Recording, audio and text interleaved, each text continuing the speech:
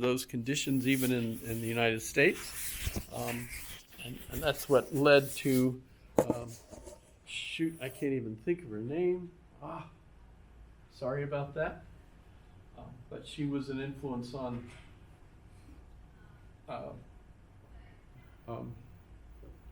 Franklin Delano Roosevelt, FDR, and that's why Social Security and other things were developed in order to protect workers and guarantee income, and lots of the things in the 1932 impact where he became president, and he signed all of these executive orders changing the nature of the economy in the United States that gave it this more socialistic approach, right? So that we have things like Social Security and eventually Medicare and Medicaid and all these other benefits. And it's no surprise that, by the way, the Project 2025 is trying to reset our economy back to before all of those changes took place. Francis Perkins? Perkins, thank you. Francis Perkins, yeah. I'm getting old. I think I've read biographies of her and stuff. How do you keep all that stuff in your head? I don't know. But in any case, the upshot of what he points out here is that the rate that you get from your investments is much higher than growth, and growth is what essentially gives you your income if you're a worker. So that it's like gravity. No, actually, I don't believe in gravity anymore. It's like a law of finance, that people who have money make more money with their money if they're smart about it and invest it properly and so on, so that money makes money. But if you're a worker, the amount of capital that you can make is limited essentially by forces that you really can't control. And what used to be the kind of income that would make somebody middle class, professionals, even factory workers that had good jobs that were a whole career, right? You could end up having wealth, build wealth from that. Those jobs basically are gone. The only way you can get a job that's essentially going to let you build that kind of wealth is just a few professions. For example, code writing in computers.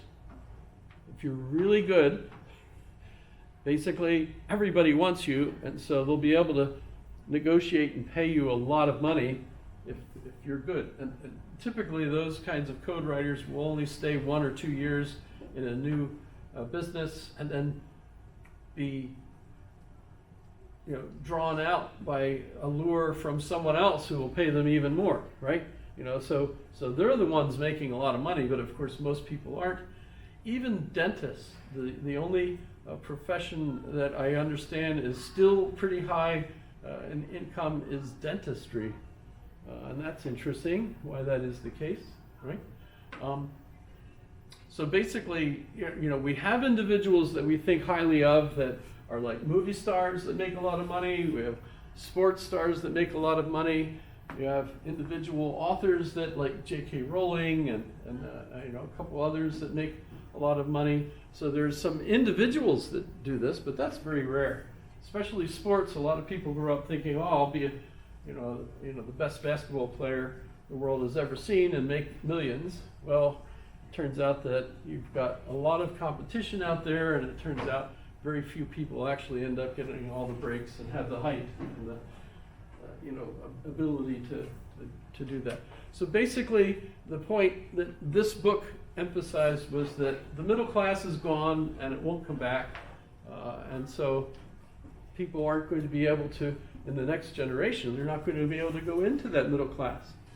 We're going to be worse off. You got used, in the United States, you got used to thinking that each generation would be better off. Well, we're at the point now, because the economy has gone back to normal, after World War II, right? Both wars changed everything, and we're back to normal in a sense. The exception, of course, is the Soviet Union that went communist, totalitarian, really. I mean, if we're thinking about the suggestion that Marx had, and Engels, and others, remember he was invited to join the Communist Party, it was already there. The idea of it was to get rid of wealth, to get rid of this abstraction of capital, and basically enable communities, so you get communism, right? Where everyone lives basically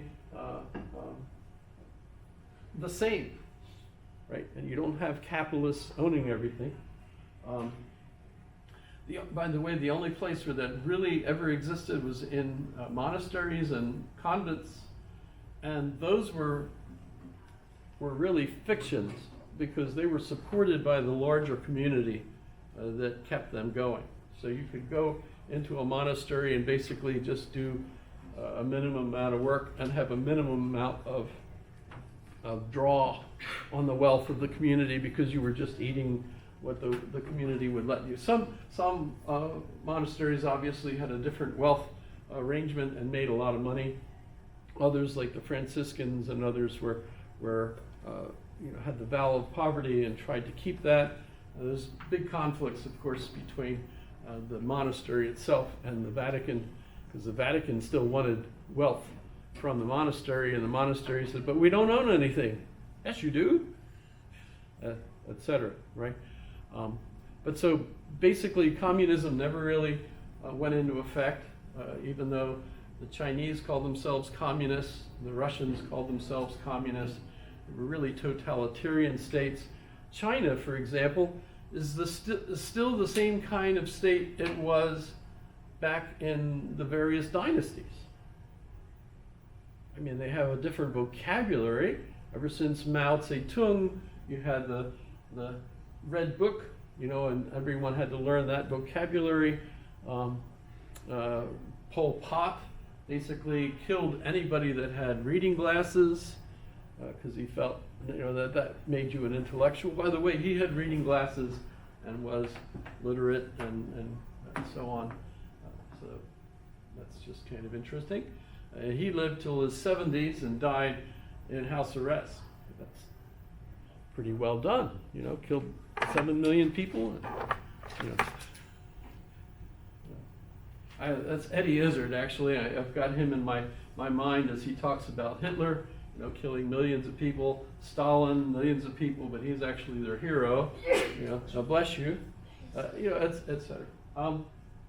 So the bad news here, and why everybody was excited when his book came out, was because he was basically saying the goal of most Americans to become middle class and pass on wealth to their children, it's no longer going to be possible because the actual income that you make is just going to be enough for you to, unless you've got wealth in the family that you're passing on. And if you look at statistics about the different relationships of who has wealth, redlining, keeping some people from having wealth, etc.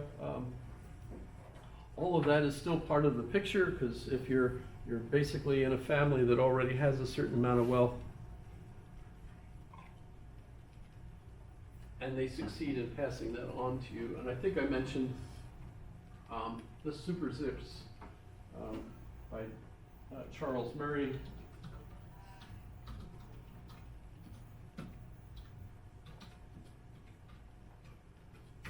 What neighborhoods they are.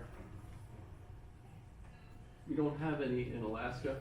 By the way, the PFD fund, the Permanent Fund Dividend, the savings account of Alaska went down over $2 billion since the tariffs statement, Liberation Day, just so you know. It's kind of interesting, since we're now at the point where we're mostly being paid for from the fund as opposed to from oil, etc. But Super Zips, what are they? I don't want to download the data, but you can look and see which communities in the United States are super zips, and that's where people have wealth that places them not only in the middle class, but the upper middle class, and so on. And notice we don't have any here. I think we have a few wealthy people in Alaska, but we don't have them all living in one neighborhood. So we don't have a so-called super zip. If you've had the pleasure to meet the Rasmussen family and so on, they're, obviously, if you go to D.C. And you go to the Museum of the American Indian, the big auditorium there is the Rasmussen Theater. So they don't just donate money to Alaska, they donate money elsewhere as well.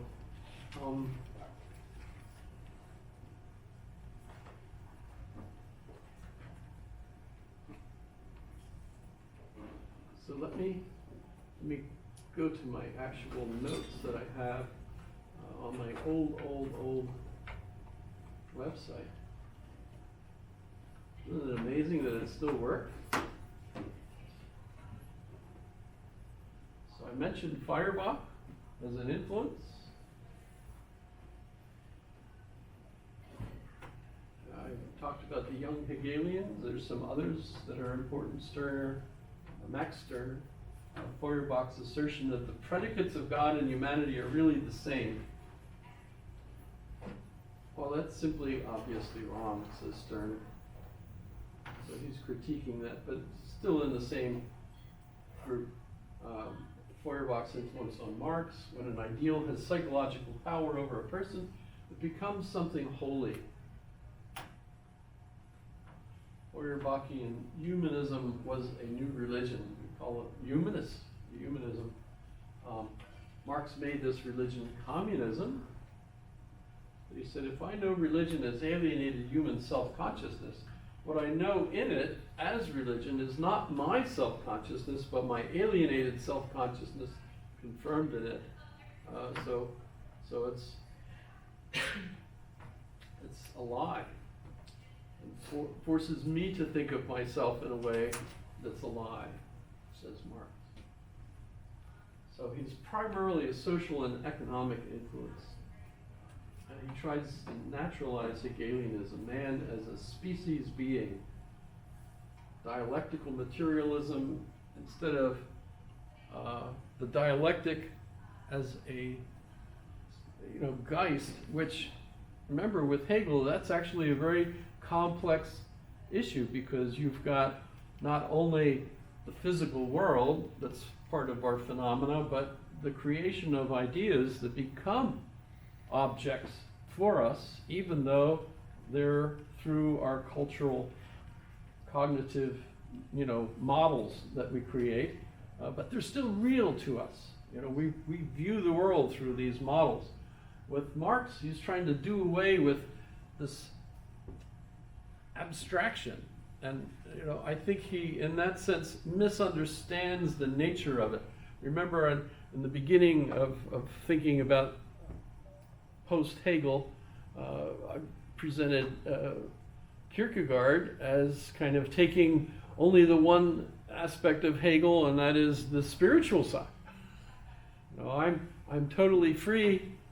There's no such thing as peer pressure on me or culture or things of that sort. Instead, I'm my own decision maker. I have to choose what's important for me and make my own meaning, and so on.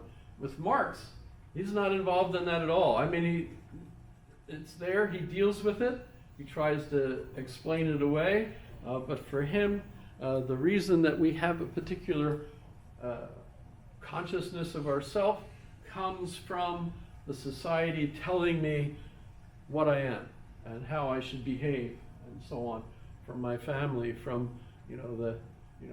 remember the argument really is that you get an education really like this, and that once you get to that, you evolved your ability to be free mentally, right?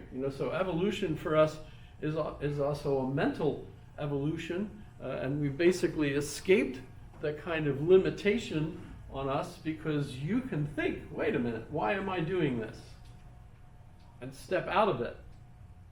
Review your decision. Decide, well, do I still want to go fishing because my dad liked to go fishing?